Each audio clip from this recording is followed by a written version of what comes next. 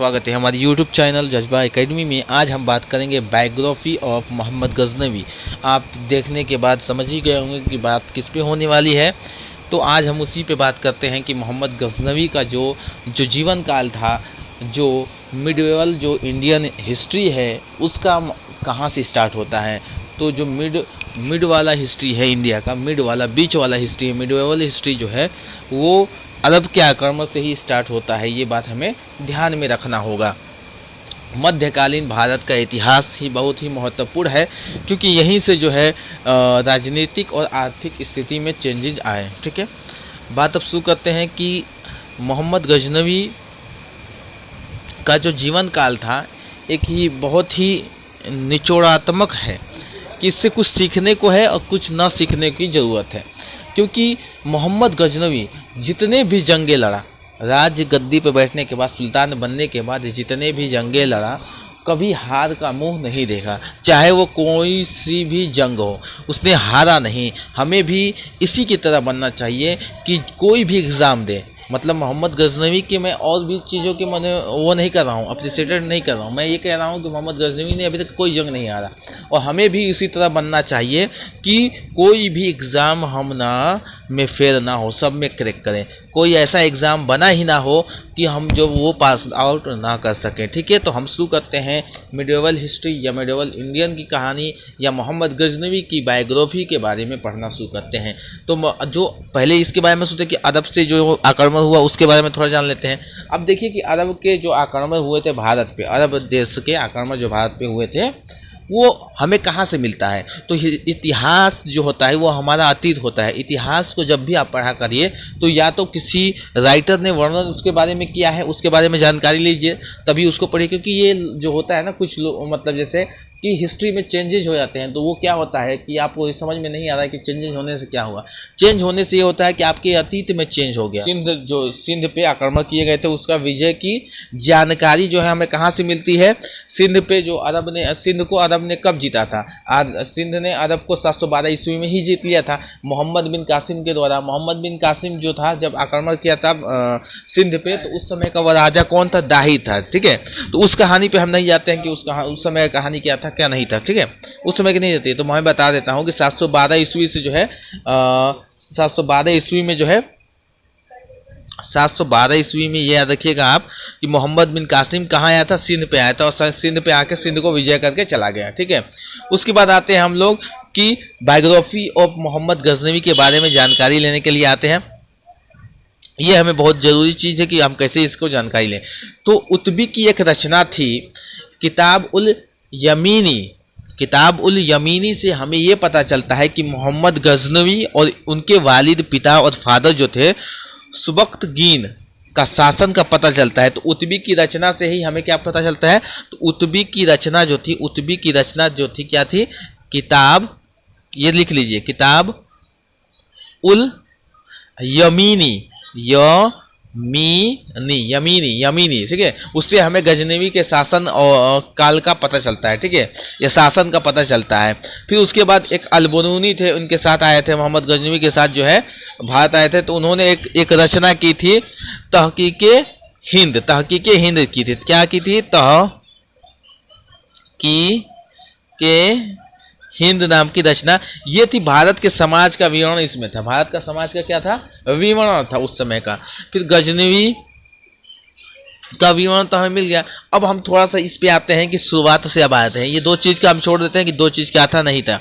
अब ये था कि गजनी और गजनवी साम्राज्य का संस्थापक कौन था? अल्पतगीन था। अल्पतगीन जो था वो तुर्क सरदार था। कहाँ का था? गजनी का सरदार कौन था? पहले अल्पतगीन था। अल्पतगीन जो था वो सरदार था गजनी का, और गजनी का अल्पतगीन जो था इसका सरदार था, तुर्क सरदार था। और अल्पतगीन का एक दामाद था जिसका नाम था सुबक्तगीन। सुबक्तगीन जो था अल्पतगीन का दामाद थे। दामाद होने के बाद जो है ये मोहम्मद गजनवी के वालिद थे, पिता थे या फादर थे। ठीक है, किसके पिता थे? तो मोहम्मद गजनवी के पिता का नाम क्या है? वो कौन थे? सुबक्तगीन थे, और उनके बेटे जो थे मोहम्मद गजनवी थे। ठीक है, अब मोहम्मद गजनवी का जो जन्म होता है वो होता है 2 नवंबर, ये सब याद रखिएगा और कहानी तरह याद रखिए आप सब, 2 नवंबर 971 ईस्वी में। कहाँ हुआ? जीनी स्थान में हुआ था। कहाँ तो हुआ था? जीनी स्थान में। जीनी स्थान में होता है, ठीक है, जीनी स्थान में होता है। कहाँ होता है? ठीक है। अब ये हो गया। अब उसके बाद जो है वालिद साहब अल्पतगीन तो गजनी के सरदार थे, तुर्क थे, सरदार थे। फिर उसके बाद उनके सरदार के बाद जो है सुबक्तगीन बने, क्योंकि उनके दामाद थे, तो उनका जो है उत्तराधिकारी सुबक्तगीन हुए। सुबक्तगीन के बाद मोहम्मद गजनवी, जब सुबक्तगीन जो गजनी के राजा थे, गजनी के राजा कौन थे? सुबक्तगीन थे। तो उस समय मोहम्मद गजनवी जो थे खुरासान के शासक थे। किसके थे? ये सब लिखिएगा, खुरासान का शासक थे। कौन? मोहम्मद गजनवी जो है वो खुरासान के शासक थे। उसके बाद इनका वालिद का इंतकाल हो जाता है। तब ये जो है 27 वर्ष के अवस्था में, 27 वर्ष की उम्र में जो है 977 ईस्वी में गजनी के राजा बनते हैं, गद्दी पे बैठ जाते हैं। और उसका उस समय लोग क्या बोलते थे? तो मतलब कि गजनी के राजा को हम लोग तो अपने में राजा बोल रहे हैं, लेकिन उस समय सरदार बोलते थे, मतलब कि गजनी के सरदार ये बन गए, ठीक है। उसके बाद ये हुआ, फिर गजनी के मतलब सरदार बनने के बाद ये उस समय प्रथा थी कि आप सरदार बनेंगे तो उस समय आपको मान्यता चाहिए, किसी भी खलीफा से आपको मान्यता लेना है। तो उन्होंने बगदाद के खलीफा जो थे अल आदिल विल्लाह, खलीफा कौन थे? बगदाद के खलीफा थे। कौन? बगदाद के खलीफा थे,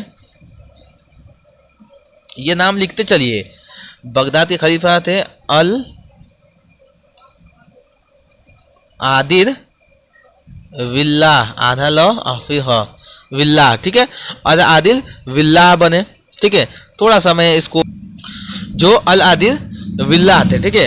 अब हम लोग यहाँ करते हैं। फिर उन्होंने दो उपाधि दी। किसको? मोहम्मद गजनवी को उपाधि क्या दी? उपाधि दी, 2 उपाधियां दी, ठीक है। क्या? पहला क्या था? अमीन उल मिल्लाह, ये लिख लीजिए। कौन सा उपाधि था? बगदाद के खलीफाओं ने कौन सा उपाधि दी थी? अमीर उल मिल्लाह का, मिल्लाह। और एक दिया अमीर उद दौला, ठीक है।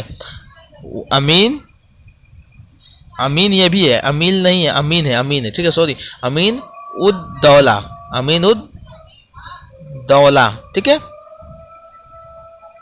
तो क्या दी थी? गजनी के जो मोहम्मद गजनवी को 2 उपाधि दी गई थी, अमीन उल मिल्लाह और अमीन उद दौला, ठीक है। फिर उसके बाद तारीखे गुजीदा के मुताबिक, अब देखिए क्या है कि तारीखे गुजीदा, तारीखे थोड़ा सा सोचिए, तारीखे, ठीक है, गुजीदा की हम बात कर रहे हैं। तारीख गुजीदा के मुताबिक जो है, सिस्तीन का शासक जो था, सिस्तीन का शासक जो था, क्या था? शासक का नाम क्या था? खलफ बिन महमूद, खलफ हो गया ये, खलफ बिन महमूद, ठीक है। खलफ बिन महमूद को पराजित कर दिया। किसने पराजित किया था? मोहम्मद गजनवी ने पराजित किया। पराजित करने के बाद इसके बाद इसने एक उपाधि ली जिसका नाम था सुल्तान नाम की उपाधि जो है, पहला तुर्क शासक जिसने सुल्तान की उपाधि धारण की। तो आपको ये पूछ सकता है कि पहला तुर्क शासक कौन था जिसने सुल्तान की उपाधि धारण की थी? तो वो था मोहम्मद गजनवी। मोहम्मद गजनवी को कितनी उपाधि दी गई थी? तो टोटल 2 उपाधि दी गई थी, अमीन उल मिल्लाह का और अमीन उद दौला का। किसने दी थी? तो बगदाद के खलीफा ने, ठीक है। बगदाद के खलीफा का नाम क्या है? तो अल आदिल विल्लाह नाम था, ठीक है।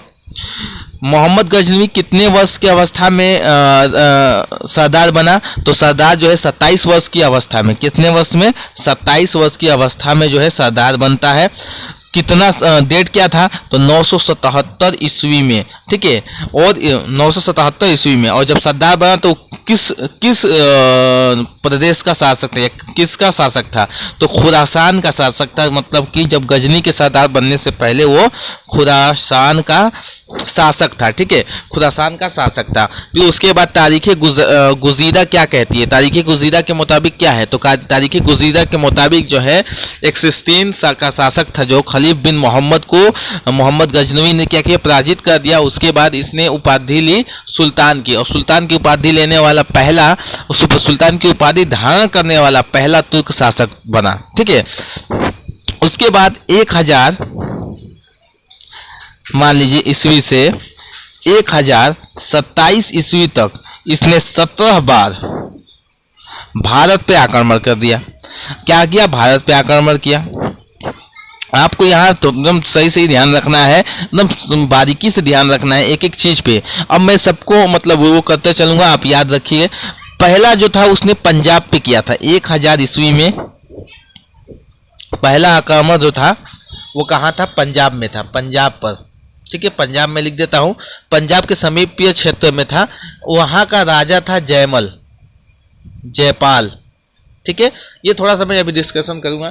तो 1001 ईस्वी में, ये थोड़ा सा गड़बड़ है, तो 2 आक्रमण हुए जयपाल के खिलाफ। ठीक है, जयपाल के खिलाफ 2 आक्रमण हुए। एक हुआ 1000 ईस्वी में पंजाब के समीप क्षेत्र वाले में, और एक हुआ था 1001 ईस्वी में जो पेशावर पाकिस्तान वाला। ठीक है, वहाँ भी वहाँ का जो शाही राजा था वो उसका नाम था जयपाल, और यहाँ भी जयपाल, यही शाही राजा है जयपाल। ठीक है, तो जयपाल जो था उस समय तो 2 बार इसको हराया, जयपाल को 2 बार हराया, 1000 ईस्वी में और 1001 ईस्वी में। एक में 1000 ईस्वी में पंजाब के समीपीय क्षेत्र था, और 1001 ईस्वी में जो है पेशावर का को अपने साझा में ले लिया। फिर 1005 ईस्वी में जो है इसने भटिंडा पे आक्रमण किया। पूरा मैं आपको एक एक चीज जो है बता दूंगा कि कैसे। तो भटिंडा का जो राजा था वो था विजयराज था। ठीक है, फिर 1006 ईस्वी पे उसने मुल्तान पे आक्रमण किया। मुल्तान पे, तो वहां का राजा क्या था? दाऊद कारमाथी था। मुल्तान का राजा दाऊद कारमाथी था। फिर उसके बाद 6 के बाद 7 या 8 में फिर मुल्तान पे आक्रमण किया। फिर वहां का सुखपाल राजा था। तो 3 मुल्तान पे आक्रमण उसने किया है। मोहम्मद गजनी में 3 आक्रमण किया मुल्तान पे, 2 आक्रमण किया है 2 आक्रमण किया है जयपाल पे। ठीक है, उसमें पेशावर भी है, पंजाब भी है। ठीक है, पंजाब के समीपवर्ती जो क्षेत्र हैं वो उसके बारे में हम लोग बात कर रहे हैं। उसके बाद थानेश्वर पे भी हमला हुआ। थानेश्वर जो हरियाणा में है, वहां का राजा राम था। फिर नंदशाह जो था क्षेत्र था एक, उसमें फिर कश्मीर जो हुआ, फिर उसके बाद कन्नौज, फिर इसी तरह ग्वालियर, फिर सबसे जो लास्ट वाला हुआ। अब यहाँ से थोड़ा सा हम स्टार्ट करते हैं कि सोमनाथ मंदिर पर आक्रमण कितने डेट को हुआ था? तो 1025 ईस्वी में। ठीक है, 1025 ईस्वी में सौराष्ट्र जो है, सौराष्ट्र या गुजरात में सोमनाथ मंदिर था। सौराष्ट्र पहले गुजरात को ही बोला जाता है, अभी भी उसी को बोला जाता है। सौराष्ट्र गुजरात जो है, गुजरात में सोमनाथ मंदिर था। सोमनाथ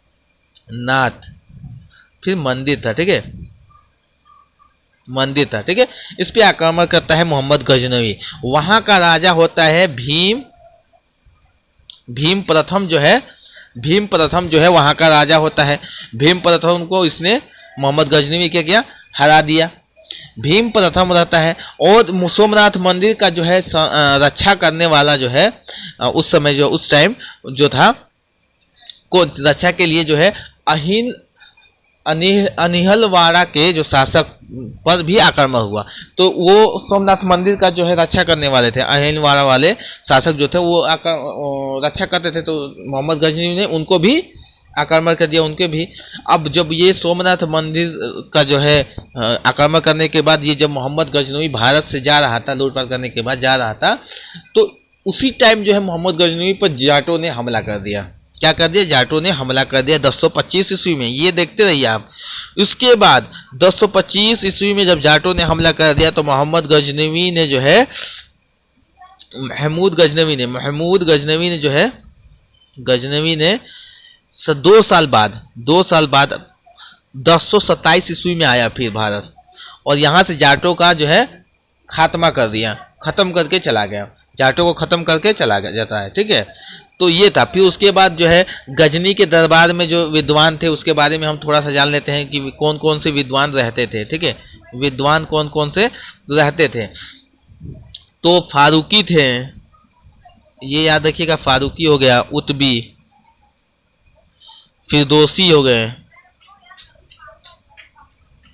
फिरदौसी हो गए, अलबरूनी।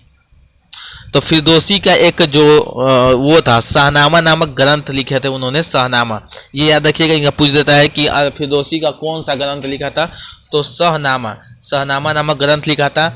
और अलबरूनी का असली नाम क्या था, तो अबू रेहान मोहम्मद बिन अहमद। तो अलबरूनी का नाम जो था, अब अलबरूनी का हम यहाँ थोड़ा अलग से नाम लिख देते हैं, अलबरूनी के बारे में अलग से पढ़ लेते हैं।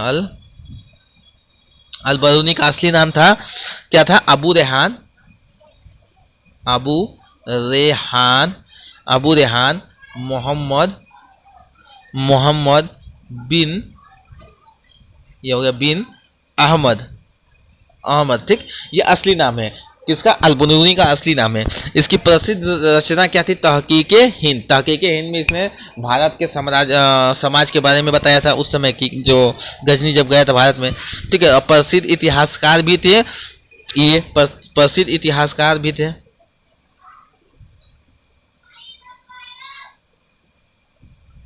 इतिहासकार थे। और उसके बाद दार्शनिक भी थे, दार्शनिक भी थे। उसके बाद संगीतज्ञ भी थे, ज्ञानी भी थे, उसको बोल सकते हैं आप, ठीक है। उसके बाद ये हो गया, उसके बाद ये सब होने के बाद आपको ये सब याद रखना है कि मोहम्मद गजनवी का मृत्यु कब हुई थी, इंतकाल कब हुआ था। तो 1030 ईस्वी में, 1030 ईस्वी में मोहम्मद गजनवी की मृत्यु हो गई 59 वर्ष की उम्र में। 59 वर्ष की उम्र में जो है मोहम्मद गजनवी की मृत्यु हो जाती है, ठीक है। तो हमें याद क्या रखना है, हमें याद रखना है ये सब चीज़ें कि मोहम्मद गजनवी भारत कब आया। तो मोहम्मद गजनवी भारत पे जो है 1000 ईस्वी पे आया था, पंजाब के समवर्ती क्षेत्र जयपाल, शाही राजा जयपाल को हराया, पराजित किया वहाँ से। फिर उसके बाद पेशावर पे कब्जा किया, उसका भी राजा जयपाल ही था, ठीक है। उसके बाद इसी तरह धीरे धीरे मतलब ये सब मुल्तान का है, सबसे जो उसका प्रसिद्ध है सोमनाथ मंदिर का। फिर उसके बाद सिंध में जाटों के विरुद्ध उसने किया था। तो उस समय भीमदेव या भीम प्रथम कह सकते हैं, उस समय के राजा थे सोमनाथ मंदिर के, जब वहाँ लूटपाट किया था मोहम्मद गजनवी ने। तो गुजरात का जो राजा था भीमदेव थे, ठीक है, भीमदेव या भीम प्रथम भी कह सकते हैं, ठीक है, ये थे। तो ये आपको याद रखना है। मोहम्मद गजनवी का जो जन्म हुआ था 2 नवंबर 1971 ईस्वी में हुआ था। उनके वालिद का नाम, पिता का नाम, फादर का नाम किसके, मोहम्मद गजनवी के क्या था, सबुतगीन थे। सबुतगीन किसके दामाद थे, तो अल्पतगीन के दामाद थे। अल्पतगीन किसका संस्थापक था, किस साम्राज्य का संस्थापक या सरदार था, तो गजनी या गजनवी साम्राज्य का सरदार था, ठीक है। उसके बाद गजनवी या गजनी साम्राज्य का सरदार महमूद गजनवी कब बना, तो 27 वर्ष की अवस्था में 977 ईस्वी में जो है सिंहासन पर बैठ गया। गजनी को किसने मान्यता दी थी, तो बगदाद के खलीफा ने दी थी, अल आदिल बिल्लाह ने। अब अल आदिल बिल्लाह ने महमूद गजनवी को कितने उपाधि दी थी, तो 2 उपाधि दी थी, अमीन उल मिल्लाह का, अमीन उद दौला का दी थी। फिर तारीख गुजारी के मुताबिक क्या होता है, तारीख गुजारी के मुताबिक जो है सस्तीन का शासक जो था खालिफ बिन मोहम्मद महमूद गजनवी से युद्ध कर